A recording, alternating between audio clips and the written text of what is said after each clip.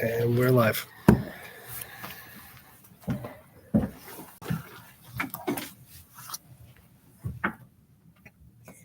Pledge allegiance to the flag of the United States of America, to the republic for which it stands, one nation, under God, indivisible, with liberty and justice for all. Okay.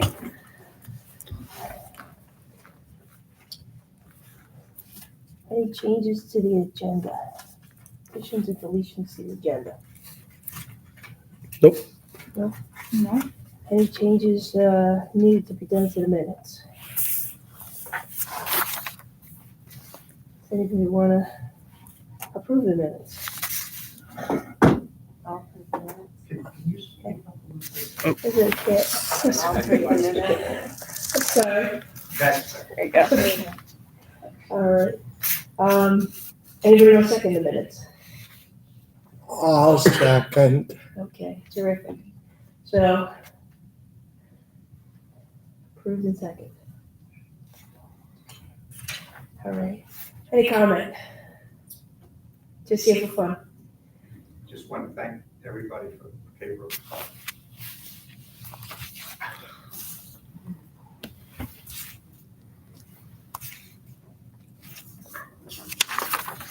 So I just want to, Mike Szynski, I want to show my appreciation for the K-Brook Park progress. It's really shaped up in the last couple of months, and we just got some trees in, playground equipment's all in, everything's opened up, and park benches are there, and it's being utilized and well talked about by the neighborhood. So I wanted to thank the township for a fine job that they did to get it to that particular point. So appreciate it. Thank you. Wonderful. Thank you. You're welcome. Thank you. Thanks, Mike. Okay. Staff reports. So Emily and I are going to divide this up a little bit to kind of debrief on some of the things that have occurred since the October meeting and a couple of our main priorities from now until the end of the year. The first one, obviously, is the biggest one. We had a very successful trunk or treat event at Lone Lane Park back on October 18th. We're estimating approximately about 4,000 visitors to that event, which included the lighted trunk or treat trail through the wooded area, approximately about 30 vendors between the trunks themselves in the field and then various vendors along the trail. We had a very large volunteer turnout from the Park and Rec Board assisting us with that day, which we truly do appreciate. I know Emily was running around making sure all the vendors were set up in correct locations. I was doing parking duty with Public Works and making a couple extra candy trips over to Giant as well to get some last minute candy. We did have to shut the park entrance down due to how crowded it was with our parking on all of the green space that we had. Obviously, we also had parking on green space and 6 weeks of dry weather. So we are really open to debriefing and evaluating that event due to the success that we did have. Another piece to keep in mind, I know last year's had a large turnout as we stayed the course and ran our event while others did cancel due to potential inclement weather in 2023. We still went head to head with some other townships events on the 18th, and we saw that crowd. So I envision or anticipate that we are going to start seeing that as the norm at a lot of our Upper Macungie Township events, and we want to be prepared for it. The biggest piece we just want to get feedback on while we're talking here tonight is thoughts of what went well, areas for improvement. I know Matthew, who couldn't be here tonight, mentioned some concepts about, maybe a trunk or treat concept isn't the route to go. Since we do have a standard trick or treat night for the township, maybe it's more of a fall festival routine. Others have mentioned concepts such as ticketing, which has its own challenges and hurdles. Others have mentioned moving location. Lone Lane is a unique location with that wooded path, and I got to give credit to our Public Works team, specifically Jim and JT and the crew.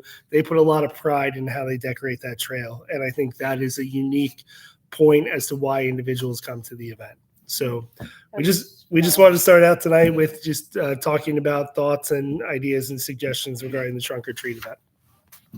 I think the part of the crowd was the trail, because the last time the crowd came, it doubled. That means the word of mouth has gone. The trail was like everybody was. I was at the end, and everybody was looking the trail where it starts. So I had to finally, when it got dark, to put those markers down that it goes in this way. So a lot of kids were really excited to go onto the trail. So wherever we move, we need to make sure we have that trail or a wooded path for the kids to get, just to excited and all those things. One of my observation was on that day of the event, it's like the vendors were fine, and I know the kids' candies were short because of the size of the crowd, we never overestimated, and some of the vendors didn't even read the email, which Emily sent. I was really surprised when they said, "Oh, we just got 20 candies," I was like, or 15 candies. It was really. Only thing is, like, when we arrange the trail, we may have to tell the vendors not to engage the kids that much. Because I understand they're there to sell their thing, but when they're engaging, they're stopping the line, and then sometimes the lines are going pretty short on the road. So we have to see which are the vendors are engaging the trail, so that maybe we can put them in the trail, so that they're in the wooded area, not at the beginning. The beginning was like maybe just a planning. It's just to see who all, maybe ask the vendors, are you going to engage the kids, or to some of them are tossing the balls, or they were doing the ring toss or something like that to give them the candy. Right. So that part, if we can just, it's just a planning. There's nothing wrong in it, but it's just a planning that we can put them at the end so that the crowd keep going. Another thought I had is, what if we did the tickets so that this way we don't shut people out, and rather than have them park at Lone Lane, because Lone Lane is great, it's cool with the woods, but if we were able to maybe shuttle from Grange, have parking at Grange, and then it would be easier to enforce the tickets, And I think there was a problem also, I had asked Jason, he said people were parking in the neighborhoods, which isn't fair to the people who live there. We did hear that comment from last month's board supervisor meeting as well. Oh, yeah. I would say we also had some new elements to it this year that we have never tried before. We did combine it with a movie in the park, and I would say a lot of families did stay for that movie as a piece of it. We had a lot of activity in the pavilion area itself, a children's business fair. We had multiple food vendors, and we did have a alcoholic beverage vendor this year. 2 out of the 3 food vendors, I think, sold out of food about halfway through the event. And the feedback from those vendors who you're paying for food or beverage was very positive. So I think that's a key element in whatever direction we go to continue to have those elements and build upon them. I think maybe also having a well-defined line to go through the trail, and maybe making it wrap through that children's business fair and the vendors, kind of, because it seemed when I walked over there a little empty, but maybe if we had the line go that way, it would help increase the visibility there.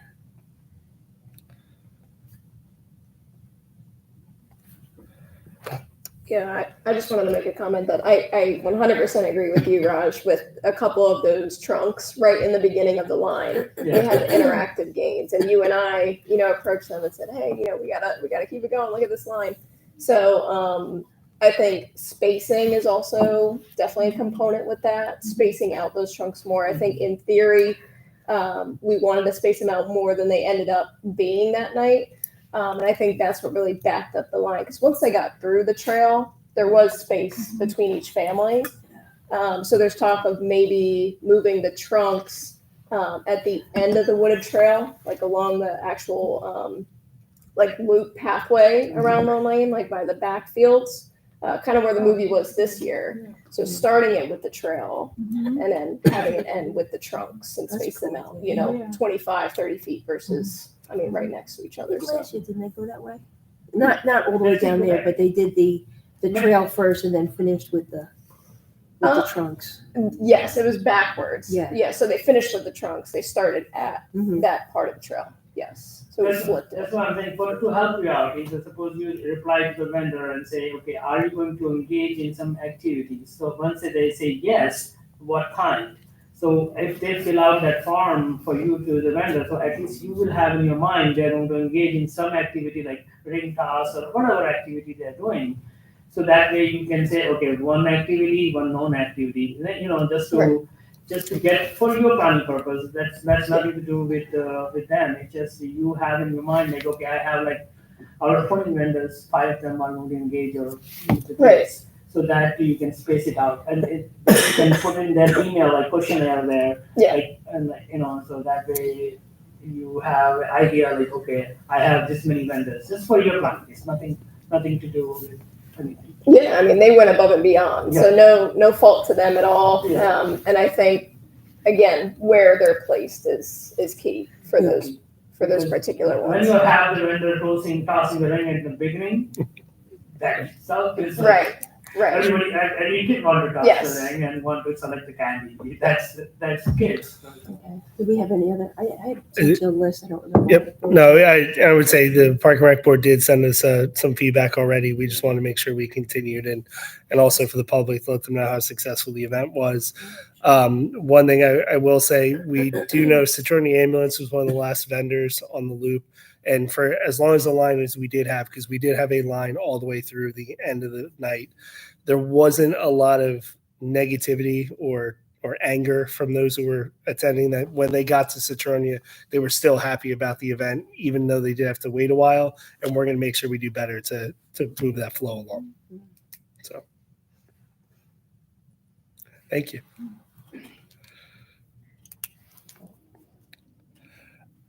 My full program statistics. So I'm going to turn that over to Emily a little bit just to give a brief overview of the stuff we got going on and how successful things have been, particularly our open adult basketball and volleyball seem to be a very large crowd this year compared to past years. Yeah, I mean, we're looking really great with programming. I think there's a couple different reasons for that. In the crowd, we got Mike Sikinski, who's one of our open volleyball coordinators, and he can tell you right away that the volume in which that we've been seeing every Tuesday night for volleyball, and Raj, you may know too, it's been very high volume, which again is a great problem to have. Trunk or Treat had 4,000 people, craziness, but it shows that there's a need, there's a desire. Same thing with open volleyball, open basketball showing similar numbers as well. Zumba is extremely popular right now. The fall session sold out. They just wrapped up. And then we're doing a free Zumba class holiday party, we're calling it, where it's free for everyone. You just have to bring a toy for Toys for Tots. I think the main key factor that we're seeing with the popularity of the program, getting a lot of interaction on social media. The high volume that we are now, which is great. Much better. Want to emphasize, typically last year we had maybe 2 to 3 teams per night of volleyball. Now we're having 4 teams and with 1 court, so that you're only playing half the time and you're sitting out at half of the time. And we've had people walk out of the gym because it's been too crowded, and which is not the best thing. But we're at Memorial Gym at elementary school. They have 1 court there. It's a nice court, good facilities, everything's good about it, but it'd be great if we had 2 courts at a particular facility. And I'm not sure we found one that we're able to use. So. I don't think so. Not any elementary schools has the 2 courts in Parkland schools. I know. That's because last year also we tried with Mike there are not many schools which you have elementary schools, and then again if we don't have any middle school in our township. Didn't we have 2 courts over at Jandal? No. Not Jandal. What's the one of Fogelsville? No, it's not 2 courts. It's still 1, but we made it 2 because the time then you reduce the Shortness shortness. court. You Yeah. make like rather than playing this way, you play this way, like put Right. it Yeah. right parallel to each other. But then you start the size. It's not really volleyball, it's more like wall ball. Yeah. Yes. Then you start the size of the Yeah. court. So it's like you have almost 1/4 of the court. Then that's not going to please many of the players. And I would say this is something we truly appreciate our volunteer coordinators, Raj, Mike, to keep these statistics, because now we have these numbers and we have the backing that, we are about to turn the calendar page to 2025, and in 2026, there's a facility coming that has more than one volleyball court side by side. So we want to continue our strong relationships with the Parkland School District and see that growth into these other programs as the community center comes online and functional. So keeping track of these numbers gives us the ability to talk to our partners and talk to places like the school district and say, this is the volume we're seeing. How do we come up with a solution? We've been sneaking and maybe taking 15 minutes more longer because instead of closing at 9 o'clock, we close at 9:15, for instance, to try to give people a little bit more opportunity to play. And the custodian is happy. She loves us there. She's Yvonne's great. really excited about us, and we take good care of the place for her. So she's very happy about it.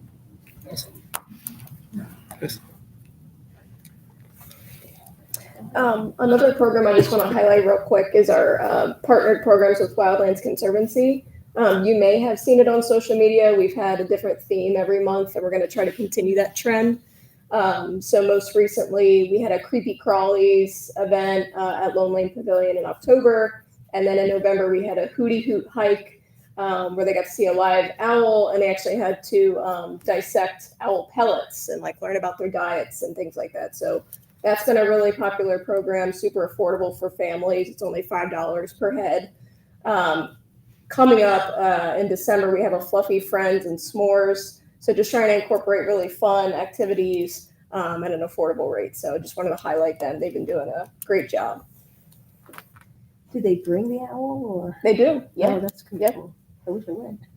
it's cool. Okay.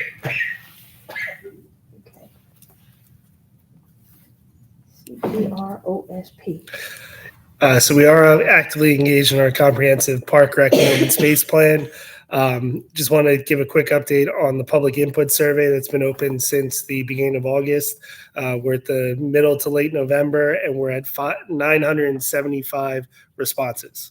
So, internally in our heads, our kind of goal we were shooting for was about 1,000. It shows a strong response and passion to things park and rec in the Upper McCungie Township, and we value the feedback of it. Similar studies, for example, our consultants had mentioned for the Vision Zero plan, the public input survey got about 300 responses. To put that into perspective for you about the number of public who responded. We're getting some clear ideas and some clear trends, and now the process is starting to transition into more brainstorming and idea forming now that we've gotten the data gathering together. So the steering committee had a meeting last week. I was away on vacation. Emily attended from the department and kind of taking the approach with the steering committee to come up with a vision for the plan and now really start to put it together and see what the pieces are going to look like for their final recommendations. They are also actively engaged in their key person interviews and focus groups. So I know individuals among the Park and Rec Board, township residents, things like that have been reached out to by the consulting firm to either do key person interviews or be a part of one of the 3 focus groups: programming, park maintenance, and open space preservation. So I know several of the names in this room probably been reached out to.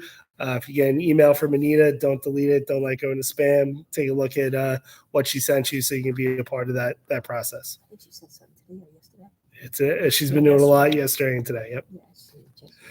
And then our next public meeting is in January. So we can report a little bit on that as we get closer. I think I don't know the exact date off the top of my head, but it is on our website. We built out the Park and Rec page to include detail on this plan. So everything that we've been doing is there on our webpage and accessible to the public. Oh, wait, what did you say about Anita? Look for an email from Anita? So Anita is one of our consultants, one of the consulting team. She's the one scheduling the key person interviews and focus groups. So it's not going to come from me. Make sure when she reaches out to keep an eye out for I it. did get the email from her. Part of the focus group. Yeah, I have to respond for that. Timing. And she's looking to do some of them virtually. So for convenience purposes, so it's not have to get everyone together. So I have to Yeah. see which time slot works in the schedule. There you go. What do you think has contributed to the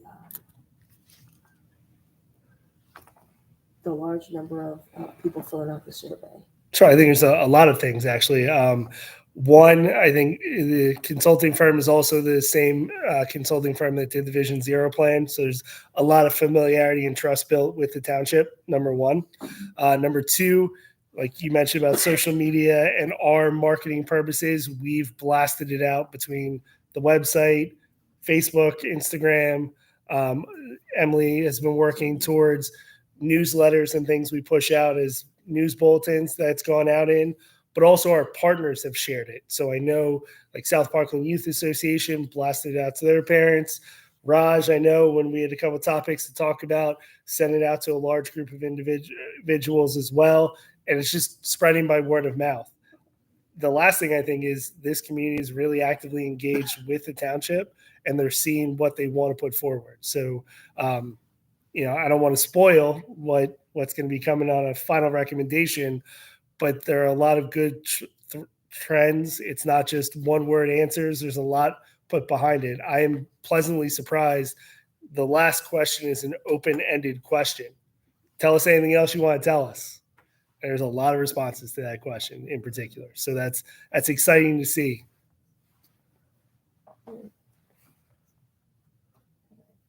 Maybe part of the steering committee review. So just a reminder, we have the meeting and the notes are up there. We review the notes. It's just transitioning from the data gathering to idea building. Budget. Just a reminder for the committee that we did present our budget to the Board of Supervisors. Their final stamp on it and voting on it is at the December meeting.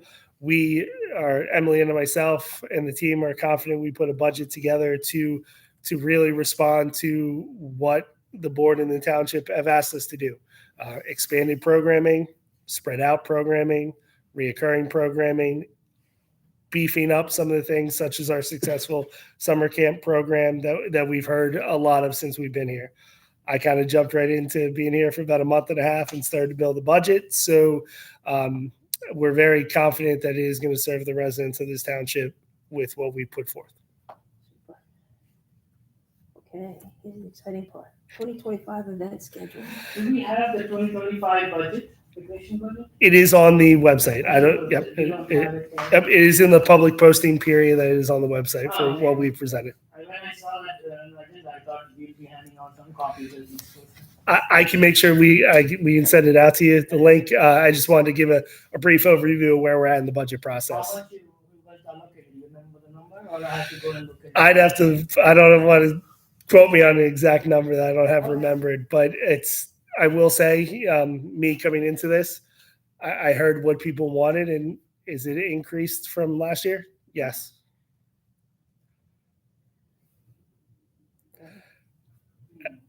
As far as switching the event schedule, we are trying to get ahead of things and not be behind. So Emily and I have been working hard on taking a look at what we did this year and how it corresponds to 2025. I'm a big fan in the way I approach recreation of recurring consistent programming. So Emily mentioned about Wildlands and the monthly hikes. Originally, that was a one-off or twice a year. Well, doing something once a month, last hike had 19 individuals. That's the largest number we've had in a while for something like that activity. Movies in the park, concerts at the Grange, doing consistent dates, times throughout the season so people get used to the activity occurring. We're looking at potentially 6 movies in the park spread out. Not every movie is going to be at Lone Lane. Not every movie is going to be at Grange. going to the various locations in the township to have that type of activity. Concerts, we're focused on Grange for the concert setup at this time.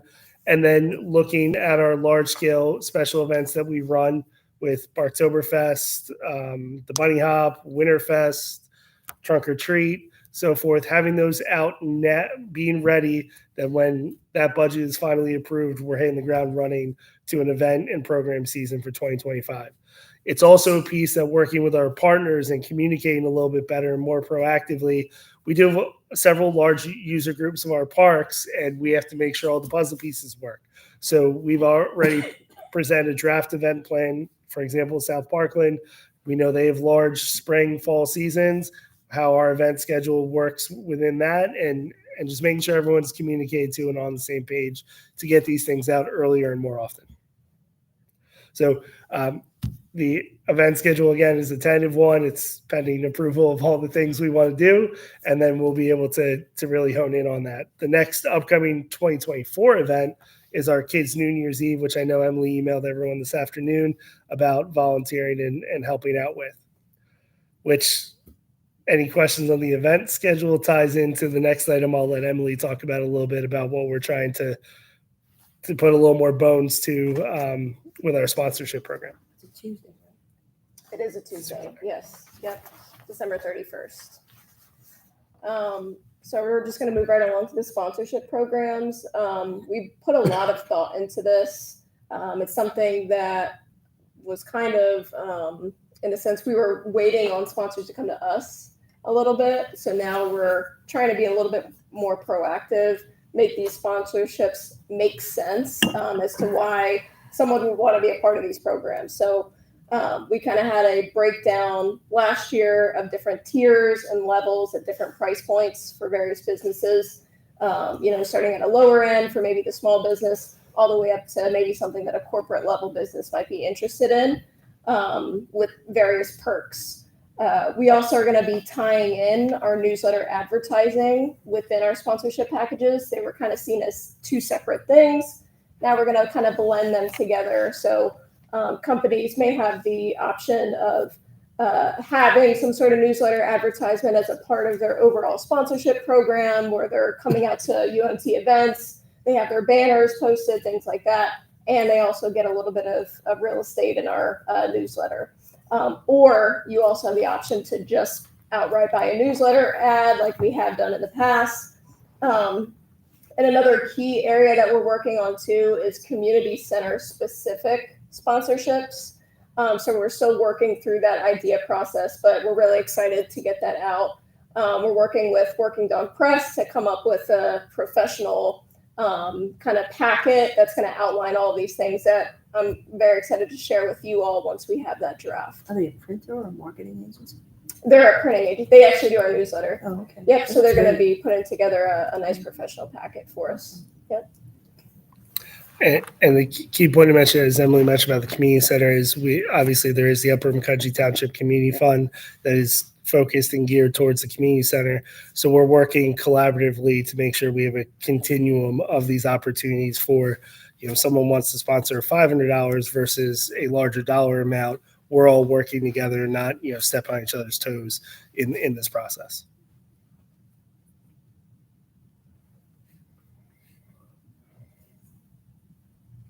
Okay. I think we're up to old business. So I'll go on these real quick and just keep them on here, just to make sure we're not forgetting about or losing sight of some of the big topics that have been brought up from residents or from the board themselves. The park bathroom availability from November to March, it is something that is obviously lacking in our facilities, and we are going to follow up with some recommendations on how we can, while the weather is warmer, not today, but in those off months, what we can provide. So we're taking a look at some options, and we'll present to the board. Hopefully in January at our next meeting, we can discuss it a little more.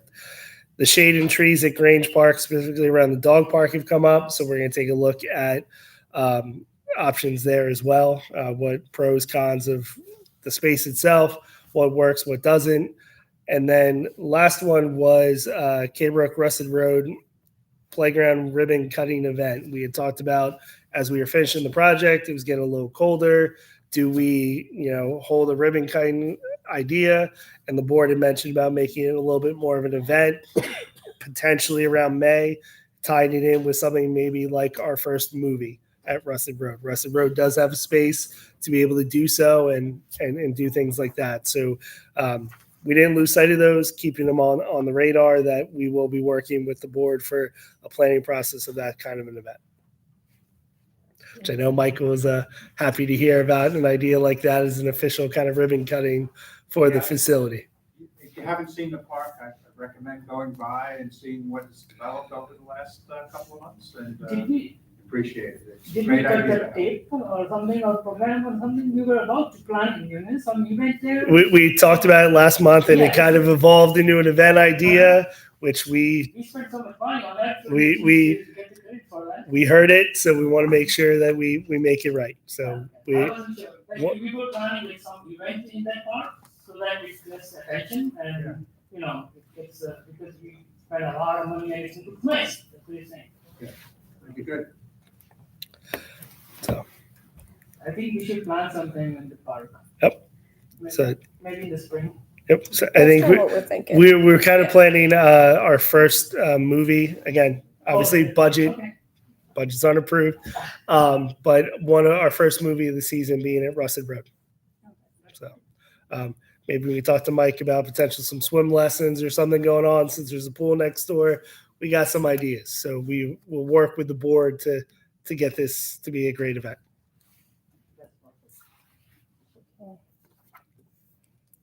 So I think we're up to new business.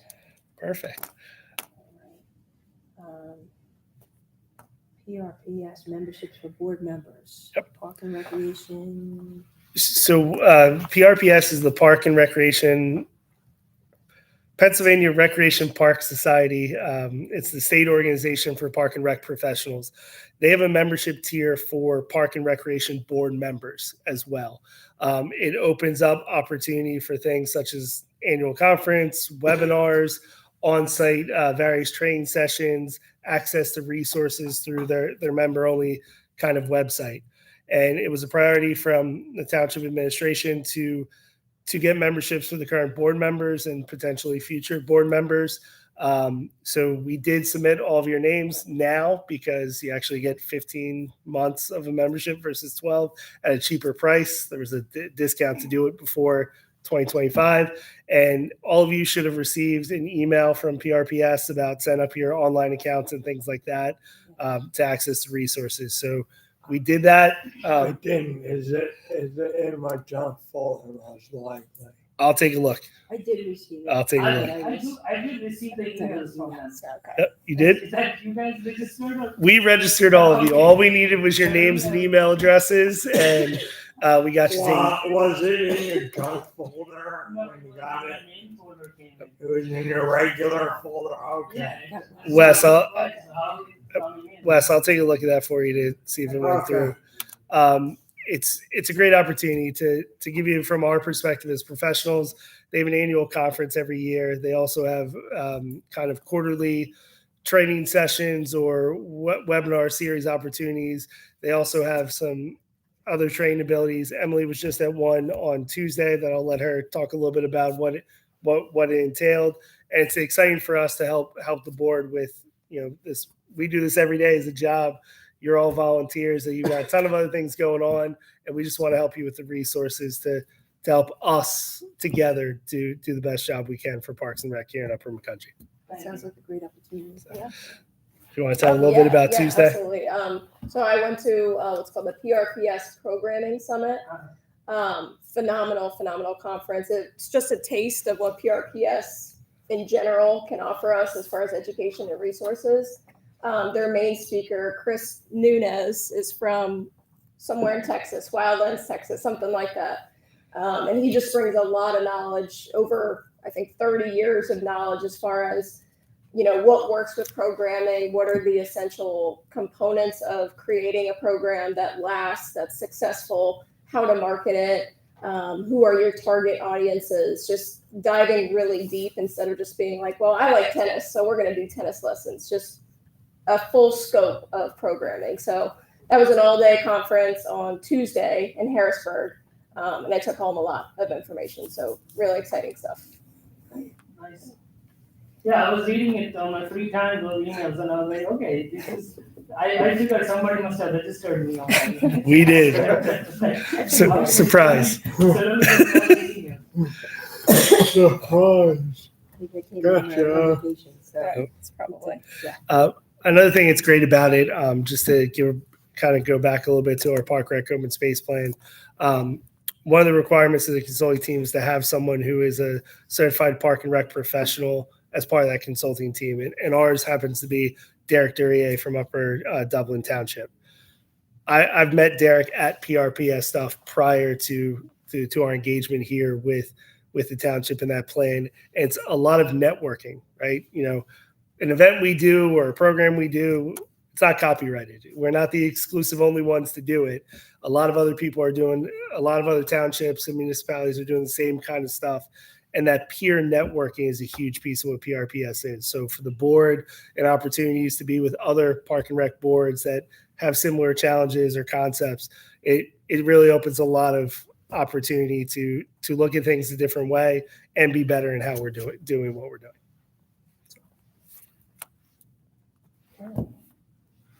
And the township manager memo to Park and Recreation Board. Sure. So all of you have a copy of the memo in front of you, plus a gift wrapped tumbler in front of you. This is an effort for us from our township manager on down to kind of reduce waste with various plastic bottles and things like that while we're here at meetings. And also, since our meetings are live streamed and we are presenting to the public a more professional presence while we're up here on the dais. So do you care? I forget to bring it back. It's for you to keep. Remember to bring it back. They don't have name tags on them. They do keep things very hot. They do keep things very cold. So just something that we are providing all the boards with moving forward. Thank you. Thank you. I will pass that along for all of you. So, courtesy of the floor. So, gentlemen, good evening. It's great you all here. Did you have something that you wanted to bring to the board? Yes. We want to thank Neeraj Sharma and the Parks and Recreation Committee for inviting us here to talk about cricket. My name is Dr. Sathinder Singh. I'm a resident of Upper Township, and I work at Lehigh Valley Hospital. As you might be aware, cricket is a growing sport in the country. We recently hosted a Cricket World Cup, and games were played in New York, Texas, and Florida. And recently, cricket will be represented in the 2028 Olympics at Los Angeles. So we have around 11% of the township population which is engaged in cricket, directly or indirectly. And we have a Lehigh Valley Cricket Club, and there are volunteers who participate in cricket in the township. Some of the schools, we go there and introduce and educate about cricket. The irony is that despite having 11% of the population engaged in cricket, we have no field in the township which can be utilized or dedicated to cricket. And we sometimes go to surrounding neighborhood counties, greater Lehigh Valley area and New Jersey area to play cricket sport. So we are here to request to you all to provide a dedicated field of cricket, hopefully more than one or two, so that the people of the township can play here locally and develop the sport of cricket. What exactly is involved in that? Like, what size of a field do you need? Do you have specifications for that? Yes, so it's a round field. Approximately the diameter of the field will be close to 55 to 60 meters. And there is a pitch which is laid up in the center of the ground where we play, just like baseball. There's a bat and a ball, and there's a circle of field. We need that dedicated, and the rough diameter will be 55 to 60 meters. Is the pitch usually paved or is it dirt? It can be played on a dirt, but we usually prefer it to be a paved. And this is a strip of around 22 yards. And I think that the length will be 22 yards and the diameter will be around 4 or 5 yards.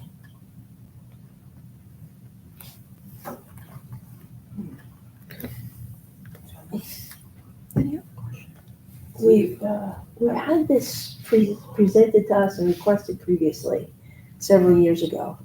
And there may have been some paperwork that came along with it describing the requirements for a field. And it's always been something that's been kicked around, trying to find the space. It's been difficult. So, not that we're dismissing you, but we've always been actively trying to find a proper space for you. Have you scouted out any area in the township that might Yes. work? Yes, Neeraj and other members have really got our attention towards 2 grounds, which we have been seriously looking into. And one of them is part of the Branch Park. It's right next to the pickleball courts. It's an open field. And we did visit that area, and it actually meets our requirements very definitely. Is it It's right adjacent to the pickleball, like to the by the bathrooms. Where the bathrooms are, Yeah. they're next to it. Okay. So like it's a field which is like. So And where was the Was other that- location? the other location was next to Wise Market. Route 100. Route 100, I think. It's next to Quarry. Yeah. But, it's that- right, but the that problem area- with that location is the ball. The ball is going to go over the road, and that is like a risk. If somebody hits the ball and it goes on the road and hits the driver, it's going It to can be be an a hazard. Is it alongside the road? No, I think the side of the ground, the ball can have a tendency to go to the road, so it can be a hazard. I remember we were talking about previously, the Route 100 park, up at the top of the hill, that big open field where the disc golf is. Yeah, the same one he's talking about. Is that the same spot? That's the same spot, Oh, like right okay. across the white. So not alongside Route 100, Yeah. but up It's a alongside. baseball field which we never even used, that's what we were talking about. I think a couple of years back, I went and visited that, it's a good space, but the problem is the diameter of that, and then not only diameter, big problem is, if the ball hits Yeah. somebody, take a shot, and the Yeah. ball goes up and high, we might need, if we could cover the ball, we might need the nets. Probably 30 feet high nets, so that could prevent it, but still there is a chance that ball could go to the road, because it's right next to the road, and it's on the top, in the top. I So the ball imagine will go that from would be top to low, which driver will never see it. and that was an unusually large space too, right? Yeah. Bigger than a baseball field? That's a baseball field, that's a good baseball field, that was the location I was thinking too, but that. the No, but problem- is a cricket field bigger than a baseball field? Yes, Yes. Yeah, okay, that's what I thought we had that Yes, conversation, yeah. It's more than almost triple, Really? Wow. So if not double. going back to the site at Grange, is there anything proposed for that area? With, the community center and everything going in there? is there anything So the community center is on the other side, completely at this time. What I would say is guidance from where I sit as the rec manager, and I will say this is a topic Raj and I have had conversations about, and I've asked questions about dimension, space, previous asks that have occurred prior to my time here. So I'm gathering all the pieces of what has been before me. At this point in time, where we're at with a comprehensive park rec and open space plan, which the goal of that plan is to prioritize projects and needs moving forward.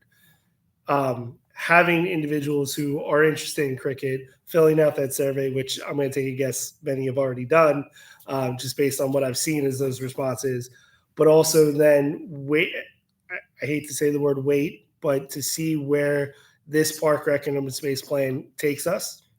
The next best option is to be at that public meeting in January where we're starting to do the brainstorming of ideas, of priorities, because that's where a lot of this is going to start coming together. So I appreciate everyone coming out tonight.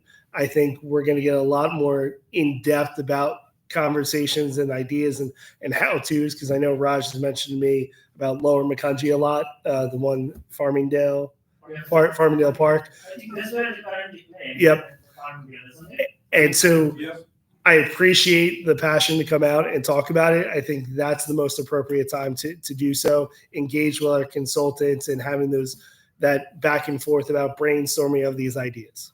So that I would encourage same group to come on out and be a part of that public meeting. And also right now about Lehigh Valley Cricket Club, I think Emily and I can go back and do some research on our end and maybe set up some individual discussions with the group and us as the Park and Rec department. Sure, we have a dedicated website, and I'm happy to share the PowerPoint presentation which we made along with the other paperwork.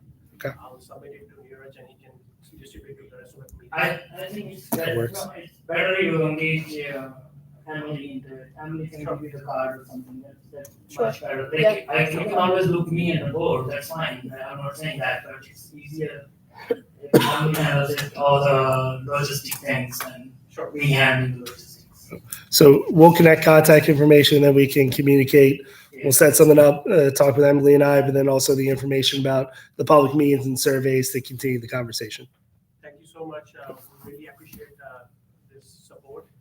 Just to make the point that when we visited the Grants Park location, it really fit our needs in terms of the size. It's actually on the side of the park so that it's not causing any other disturbance anywhere else. And we are happy to work with you guys and find other appropriate locations as well. Looking at other facilities that you have, other places, Raj mentioned nets. Is it common to have nets around around the field? No, okay. Usually no. Okay. I mean, people do it if they're right next to a road or something. Okay. But the safest bet is to avoid those areas where you have to put something like that for safety. And I'm sure we can come up with something in terms of locations. Sounds good. All right. Thank you. Thank you so much. Thank you guys. Thank you. Thank you for your time. Thank you.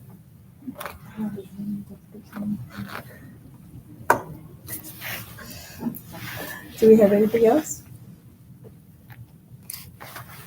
Mike, you were raising a hand? Yeah, the cricket, court has been. You mind also- coming up to the, otherwise I Yeah, we wanna make sure everyone hears. Coming up to the mic, please. So, Mike Sosinski, I'm part of the overall comprehensive plan, and we've seen the cricket come up numerous times in the surveys. So I think it's something that exactly what Ryan said, we need to dial that in. I think I would recommend coming to the public meeting in January. I think that's a really good place to come. And think about if it needs to be a dedicated facility, if it can be multi-purpose with some other things, so that, because it's not going to be used for cricket 100% of the time, but how you can work it into a plan like that, I think would be really well received by the township. So, Yes, I think it can be worked around like that because usually we do play mostly over the weekends. So that field can be used for other purposes during weekdays. But yes, we'll keep that option open if it brings us more number of grounds open. Okay, that's great. Thank you for coming. Thank you. Anything else? Oh, it's courtesy of the fly again. And nothing. Okay. And I think we can adjourn. Are we good? Yeah. All right, I second that. Okay. All right. Adjourn. Thank you. yes, sir.